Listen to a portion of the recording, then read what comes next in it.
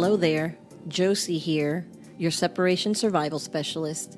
You know, life can throw you some unexpected curveballs, like an unwanted separation, and it might make you feel like you're all alone, but you're not. Join me on my podcast, Heavy Pages, A Separation Journey, where we'll navigate these twists and turns together. It'll be like having a friend by your side who totally gets it. On our episodes, we explore real stories, expert insights, and practical tips to help you find your inner strength, rebuild your life, and discover a path forward filled with hope. It's all about rewriting your story, embracing change, and empowering you. So subscribe to the Heavy Pages on your favorite podcast app, and let's turn those pages of transformation together. I can't wait to connect with you.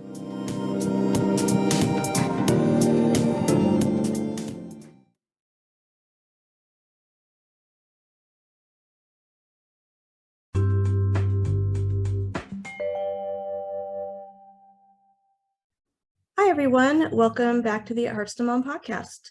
I'm Lauren Rose, and today's guest is Bernadette Désir. She's a Haitian-Canadian adoptee living with chronic pain. She's the host of the Unleashing Potentials podcast, and she lives and advocates for mental health. Welcome, Bernadette.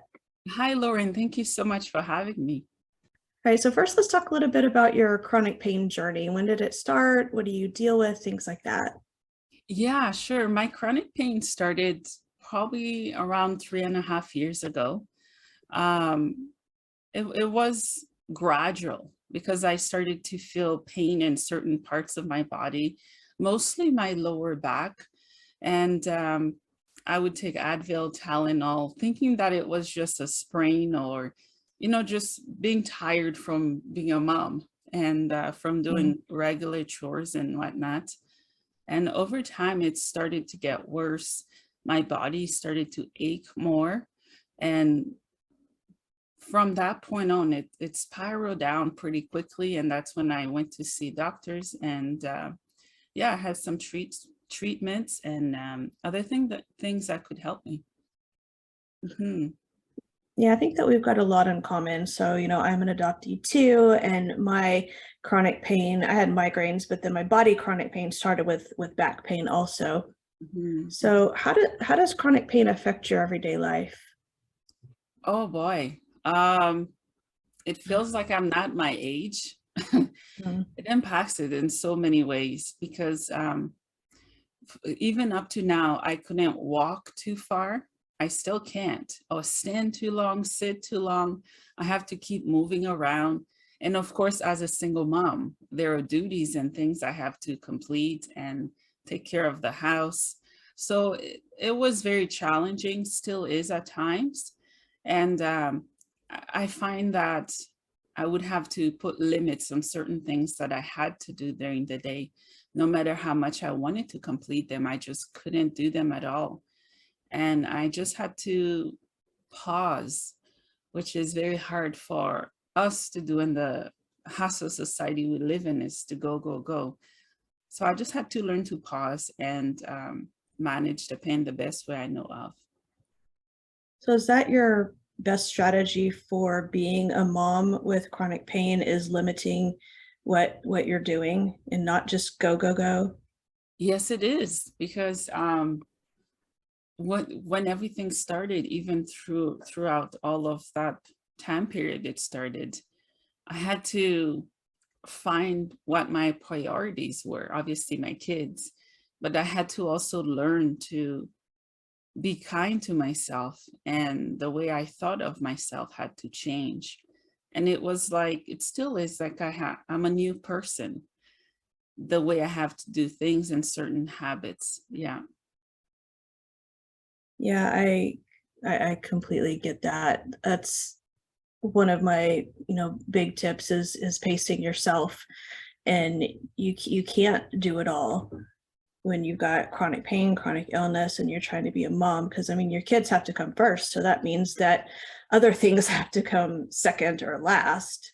Mm-hmm. Mm-hmm. You're right. What do you think the hardest part of dealing with chronic pain is?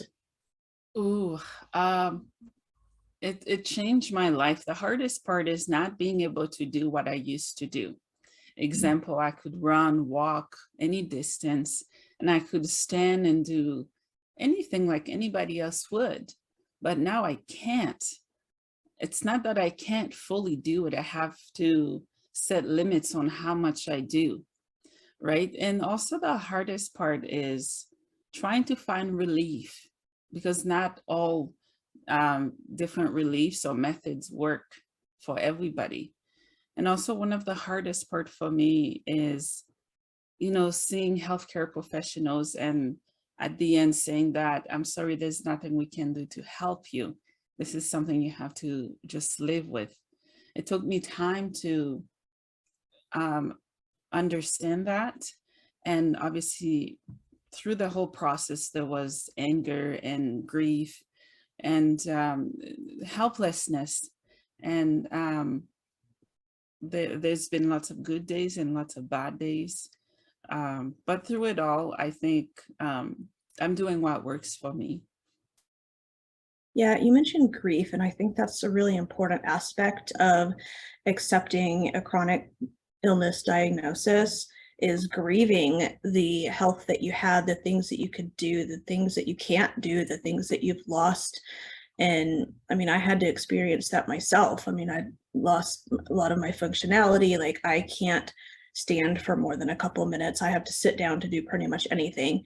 Then of course, sitting down for too long, that causes pain too. So it's kind of a mess, but I definitely had to grieve everything that I lost, including my ability to work. And it was really hard. And I think that's an aspect that a lot of people don't completely do. And so that just makes it a lot more difficult to live their life and accept their diagnosis. Yeah, you're right. I just wouldn't accept it. I would say I'm too young. This is not what it's supposed to be like at that stage in my life. And what most people don't understand, especially if they're not living with chronic pain, is that they may see us as lazy or not capable, which is not accurate or true at all. We're capable like anybody else would be. We're just a bit slower, and we just have to give ourselves more love and be kind and patient with ourselves. So when people with, who are not living with chronic pain do criticize those who are, it creates more damage than good, I believe. Yeah, I completely agree. And it's really hard, especially when our illnesses are invisible. I mean, I walk with a limp, and I usually use a handicap parking space because it does cause me a lot of pain to walk. But I always feel like people are staring at me and they're judging me, and they don't really know what's going on. I mean, I've got a lot of things going on with chronic pain. I've also got kind of a bad lung that has collapsed a lot when I overexerted myself and for just no reason. So there's like multiple reasons that, I need these modifications and these adaptations and these support systems. But I always just worry that people are looking at me and judging me. Yeah, I can only imagine what that feels like, because as many of us who suffer with invisible illnesses, we want to be seen for who we are, not for what we're diagnosed with. And I think those people who do judge, eventually, if it happens to someone they know, their mindset shift and they see it differently. Because I don't have the same mindset that I had when I wasn't in pain, or when I wasn't diagnosed with mental health issues, right? It's learning to cope and deal with it, and acknowledging that not everyone's going to understand what we go through, but we have to do what we can. And I find that it can be exhausting to try to make people understand. So I stopped doing that, and I just do me and live my life the best way that I know of. Yeah, I've talked to a lot of people on my podcast with, chronic pain, and mindset is such a huge factor in all the people that are living their best life despite their chronic pain or chronic illness. Yeah, you're right. Yeah. I'm glad you bring that up. Mhm. Do you have any pain management strategies that help you personally? Yes, absolutely. The first one I do is I listen to my body, which I also touched on, because if I don't listen to it, then I'm ignoring it and I'm not giving it what it needs. Um, I take pain meds. I take hot baths or cold baths or heating pads. Um, those help. And I find that certain hobbies distract me from the pain. I enjoy painting and writing or listen to music. That distracts me. It takes me to another place. Um, Also, mindset, which we just touched on, and routines. I find routines is a big one. There are certain things that I do at a certain time during the day, and my mind and body expect it to happen. Whereas if I didn't set it, then it would still work, but not the same way. Yeah, those are a few things I use. And I talk about pain because I think it's important to keep talking about it, because there are those who are suffering in silence, who doesn't necessarily want to reach out, not because they don't want to, because they fear the judgment of society and how people overlook people with any type of illnesses. Yeah, I suffered in silence for years. My migraine started when I was about 15, and I never even saw a doctor or told anybody about it till I was 22. Yeah, yeah. And I mean, that's 7 years of just really suffering. I mean, every single day. And even sometimes now, like we have to be careful what we say to our doctors, because they may get to the point where they're like, oh, I can't help you anymore, I don't know what to do with you, or you're just not trying, or whatever it is. So there's still ways, I think, that we still have to suffer in silence some. But I mean, that's why I started my podcast, because 1 out of 5 people lives with chronic pain, and that's 20% of our worldwide population. That's a lot of people. Mhm. And I've always felt like my chronic pain journey was very lonely, but it shouldn't be, because there's so many people living with chronic pain. Yeah, I agree. And that's why I think a podcast is beacon of hope and light for so many. Because as you can see, pain doesn't impact a certain race. It can happen to anybody at any age, right? And you're right. We do suffer in silence. We do so not because we don't want the help, because for me, it was the fear of not getting it and of trying. And I've gone to so many different appointments and different clinics. Yeah, it got exhausting, of putting precious time and not getting any results for the places I went to or from doctors. Mhm. And Mhm. even with our friends and family, we have to suffer in silence, because we don't want to be the person who's always complaining about how much pain we're in. I mean, that's a bummer for the people around us. And you know, I know they care about us, but I mean, there's nothing they can really do to help. So, we put on a smile and pretend that we're better than we're really doing. Yeah, you're right. You're right. So, Mhm. as someone who also has mental health issues, what do you do on like your most difficult days, especially when your mindset isn't the best and you're in a lot of pain? Mhm. Mhm. Um, I just learned to know when to stop, when to slow down, and when to disconnect. Um, because with social media, it's easy to see someone living what seems to be a lavish lifestyle, and us not being able to walk for 3 full blocks when someone went for a hike, right? I learned to stay in my head, not too long though, because when I stay there too long, it's very hard. And I just learned to embrace the small things in life. Um, Example, I'm not in a hospital bed. I'm able to see and talk, and I can walk. It could be worse, right? I could be in a wheelchair, or I could be in a coma. It's just embracing those small blessings, right? Um, Also, my kids, they give me plenty reasons to fight and to continue to overcome. any obstacles that I may be going through. And yeah, I just use my pain as a message and a love letter, not only to me, but to anyone who is suffering with it. Yeah, I learned several years ago that my pain is a communication tool. It's a way for my body to tell me that something is wrong, either that I've got, repressed emotions, or I need to work through my trauma, or I need to slow down and rest, or, I need to, have a snack, whatever it is. My, body is just trying to tell me something through the pain. And you mentioned, all the small blessings, which are really huge blessings, and it just reminds me of gratitude. And gratitude is one of the main things that got me out of my deep depression after I got all these diagnoses and had to stop working.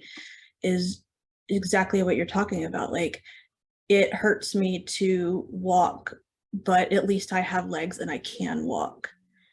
And that was a huge mindset shift for me, from everything that I couldn't do to everything that I still could do, even if I have to do it differently or for a shorter period of time. Mm-hmm, mm-hmm.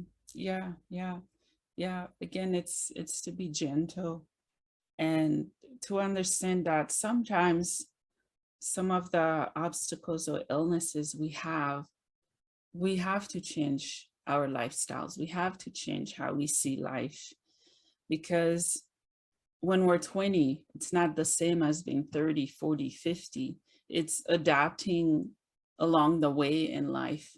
And it's enjoying the little things, like I mentioned, and to make the best of every day. One thing that I find most people do is compare their pain or illnesses with others, which we shouldn't do, because all of us feel it differently for a reason. Pain is pain. That is a common language we may understand as pain sufferers. But earlier in my phase with my pain, I would, talk to other people. They would compare mine to theirs, which was unfair at the time, because maybe they can walk 10 blocks and I can do 3. Does that make me lazy or not wanting to get better? No, it makes me human, and it makes me me for knowing that I have the power to stop and do what I can. Yeah, it's really, really a good perspective. Mhm. You've mentioned a few things that you wish people knew about chronic pain, including that we're not lazy, we're not incapable. What do you wish you'd known about chronic pain at the beginning of your journey? Um, I wish I knew how debilitating it would be, and Mhm. how it would structure my life, my day, my schedule. And obviously, I'm getting the experience, living with it. I just wished I lived more, walked more, run more. Not that I can't do them now. And I just wished, prior to having any type of chronic pain or illnesses, that I had picked a book relating to it. Obviously, we can't tell what's coming our way. Um, yeah, those are a few things I wish I knew. And even if I knew them then, it might have impacted my mindset and body differently than now. I guess it's living in the now and embracing what is, not what could always be. Yeah, I wonder though, if you had known how debilitating it would be, it might have made it harder to shift that mindset. Absolutely. I would be in denial, even though I would be in pain. I would just be in denial.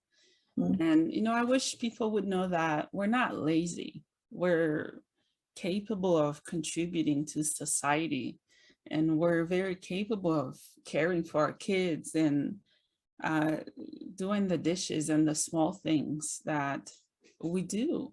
We just need more time and more tenderness and care of how we do it. There's still the stigma. It's not Mhm. just for mental health issues, right? I've run into that myself, right? Being a stay-at-home mom, it's like some people have said, "Oh, I'm lazy." I'm just sitting, hanging around all day, when that's not true. I'm working 24/7. And by the time my head hits the pillow, I'm numb and exhausted. Are your kids still really young? How old are they? I have one that's young, one that's older. My daughter is Okay. 13 and my son is 6. Okay. Mhm. So, yeah, I know that different stages of life, kids need different things, but my child, she's 10, but she's very needy. So there's a lot of things I have to do for her. Or I should say that I get to do for her because, she needs her mama. Yeah. So where can we find your podcast and more information about you? Yeah, absolutely. My podcast is on Spotify for podcasters and Spotify. Facebook, I'm on Facebook, Amazon Music, Google Podcasts. I'm also on YouTube, Instagram, and I just got a TikTok account. I'm learning how to use it. But yeah, those are a few of the many places people can find me. Awesome. What's your Instagram handle?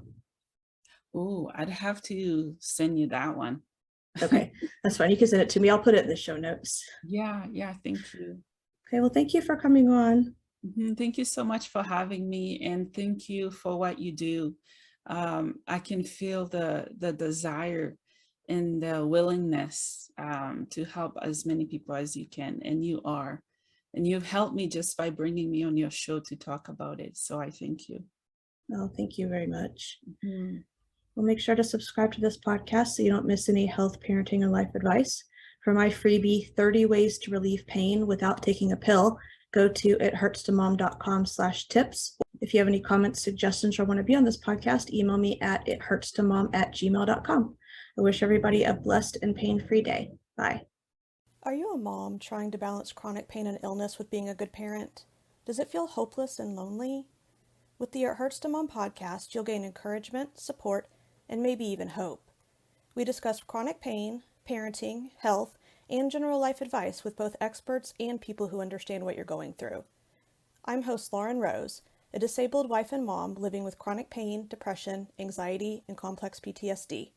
My biggest joy in life is hearing people say this podcast helps them feel less alone in their chronic pain journeys.